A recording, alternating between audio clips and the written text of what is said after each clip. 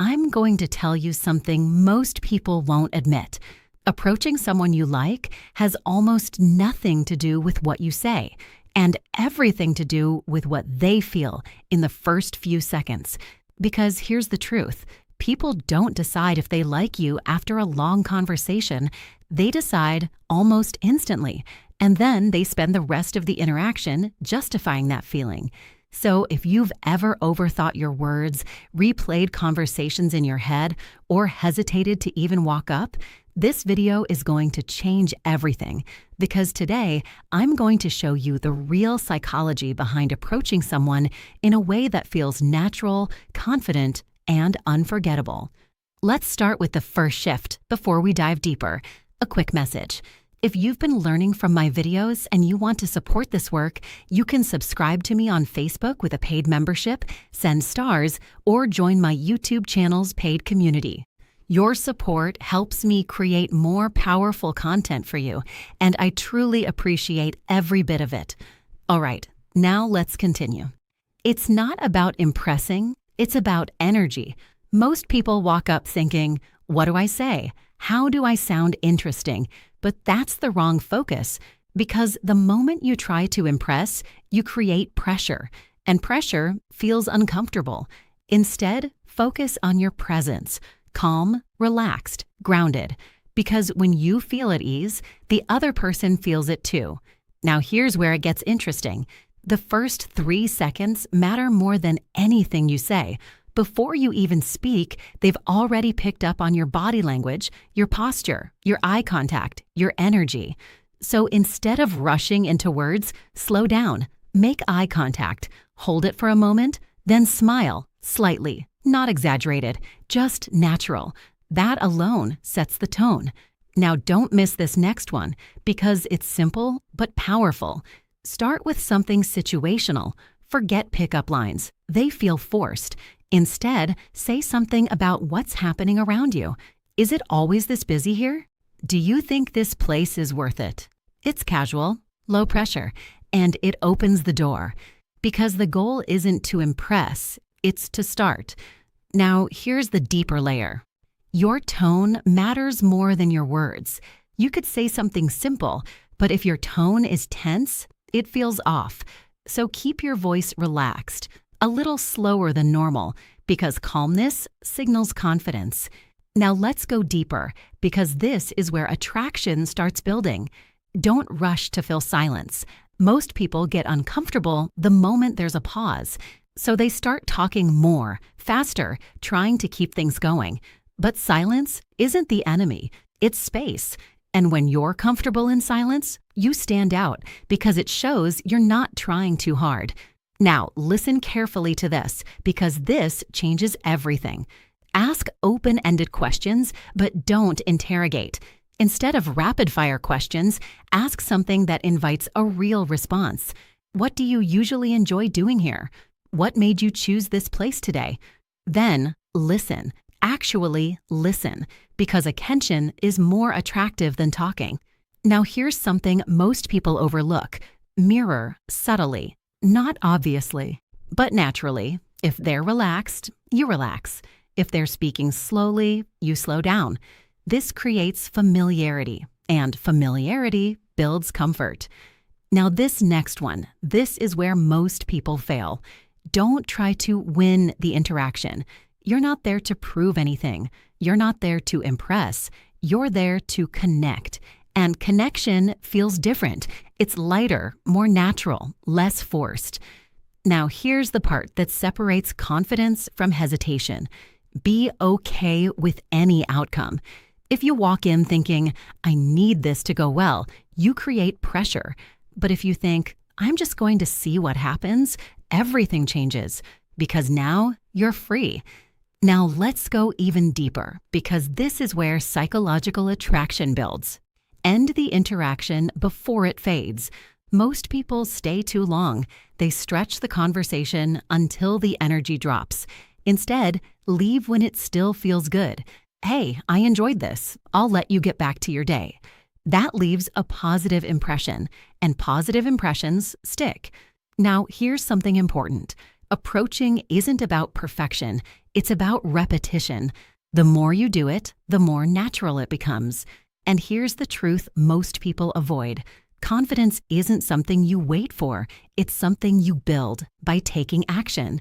Now, let's go even further, because what we've covered so far is the framework. But beneath the framework, there's something deeper, something that determines whether any of this actually works.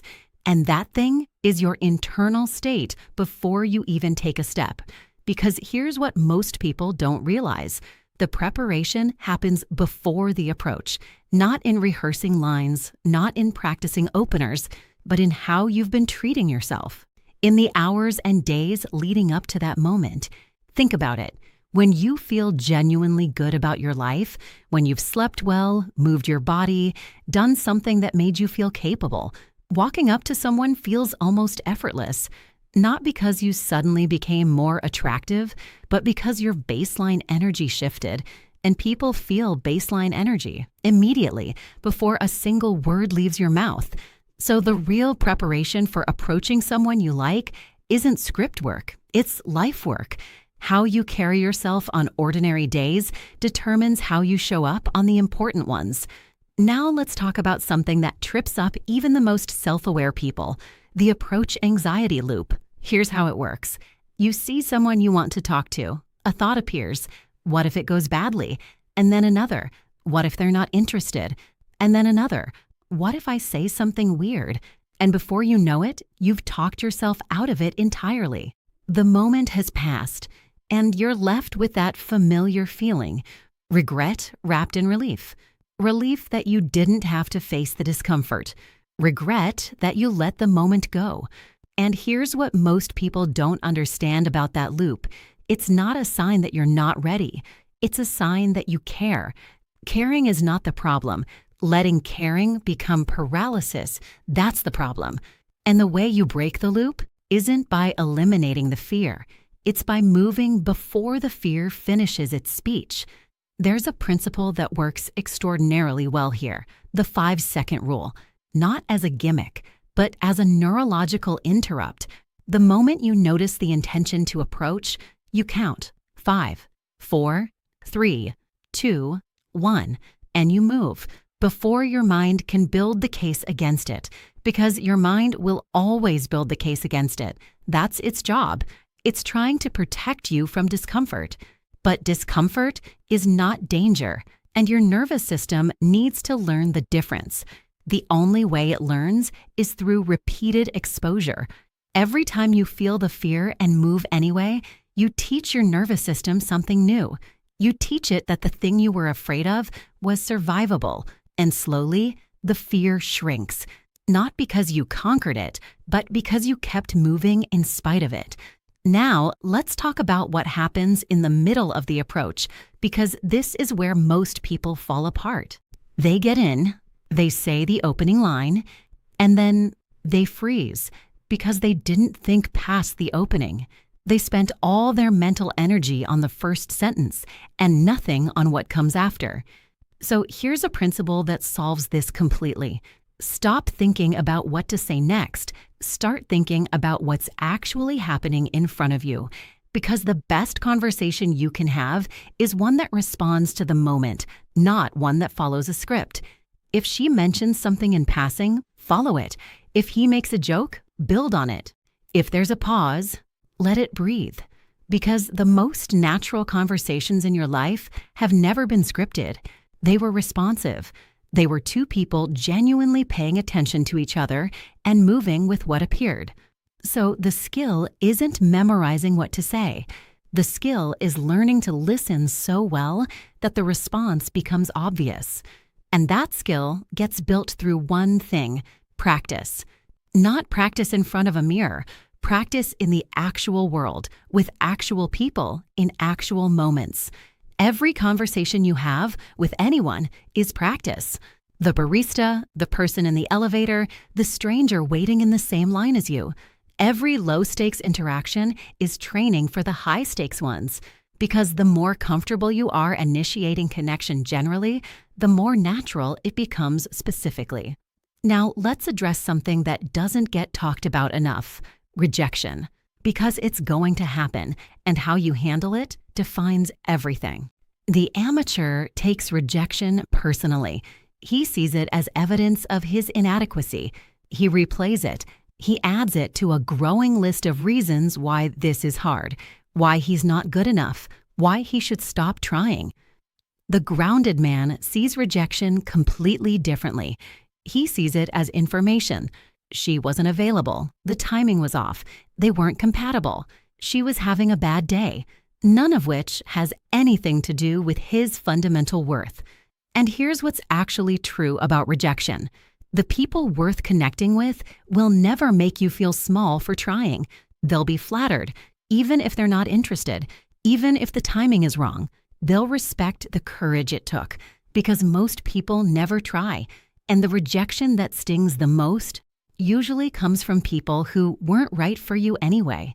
So let rejection sort the field for you, not shrink it. Now, here's something powerful about the exit. We talked about leaving before the energy fades, but let's go deeper on why that works psychologically.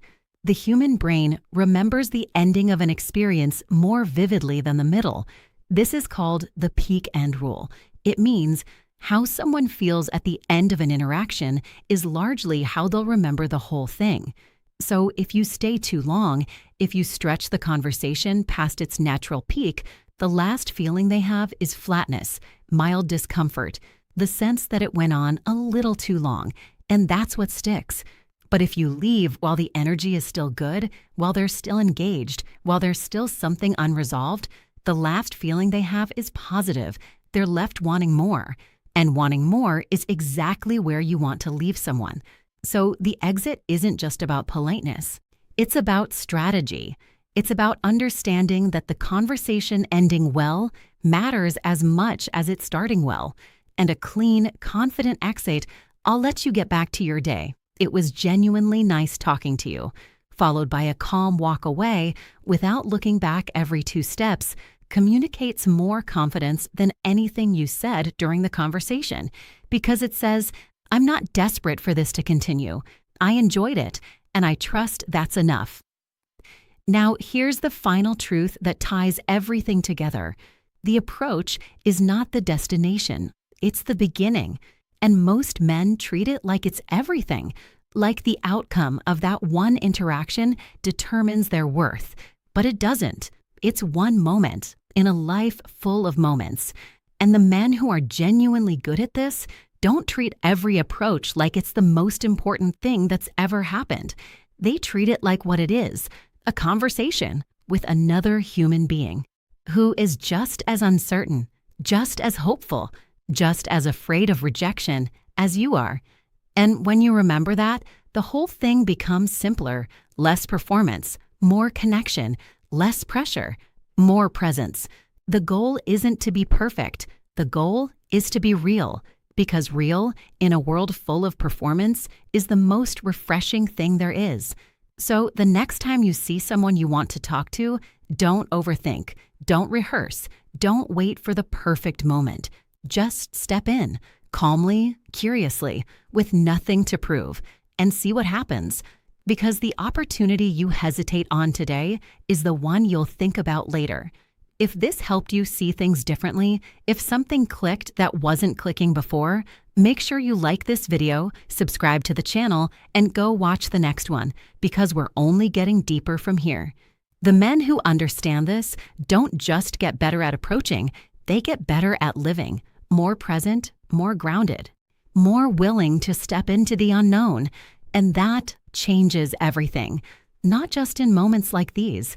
In every room they walk into, every conversation they choose to start, every opportunity they decide not to let pass. That's what we're building here, one truth at a time.